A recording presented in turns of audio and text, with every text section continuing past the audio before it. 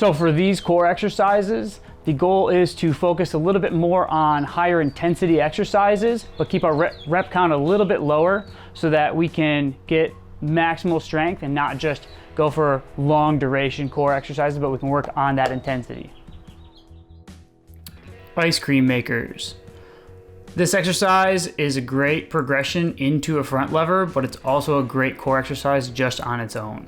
So the goal here is to get a slight engagement with the arms in the shoulders, and then you're going to drive the hips up towards the bar. Think about pulling the bar almost down towards the hips and getting the legs out straight.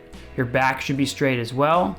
If you have a hard time getting up with your legs out straight, you can do a tuck up with your knees bent. But you don't want to just bring the knees up to the chest, but you want to bring the butt up as well so that the entire back comes up with you.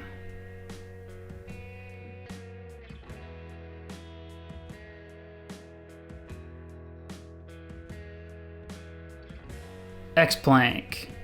For this exercise, you want to perform a plank with the opposite foot and hand, and with the two limbs that are off of the ground, you want to bring that knee into the elbow and then lengthen both of them, stretching out and reaching out, and then again touching the knee to the elbow, and then switch sides. One key for this exercise is not letting the heel come down and turning our foot sideways. We want to stay on the toe with our foot that's planted.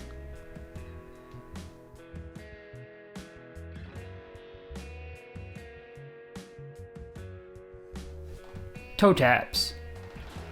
For this exercise, it'll be very similar to the ice cream makers we did earlier, but here we are bending at the hips instead of keeping our back straight. So I'm bending, hinging at the hips, and bringing my toes all the way up to the bar and back down. Try to keep your legs as straight as you can. If you're not strong enough or flexible enough, that's all right. A slight engagement in the shoulders and the arms will help as well.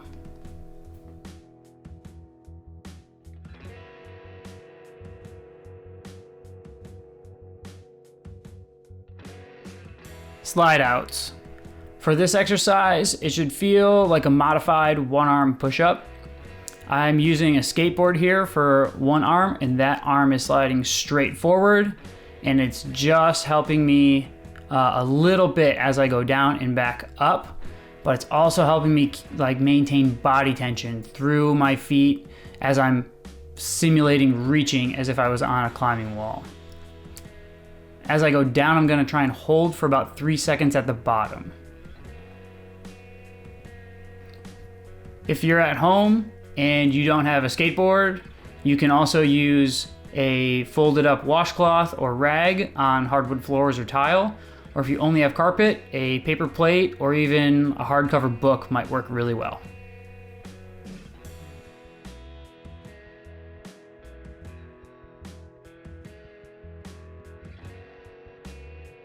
This last exercise is a great isometric lock-off drill, but it also helps us focus on building our core strength. So you're going to hold a 90-degree lock-off for about 5 seconds, and then you are going to move to a 120-degree lock-off, focusing on those wide joint angles for the elbows, all the while holding a quarter lever. So you can see that my feet are out in front of me, and I'm not hanging straight down. So my core, my back, everything's very, very engaged, making sure that my shoulders are engaged as well. I don't want to make my traps too engaged and have those shoulders shrugging up towards the ears.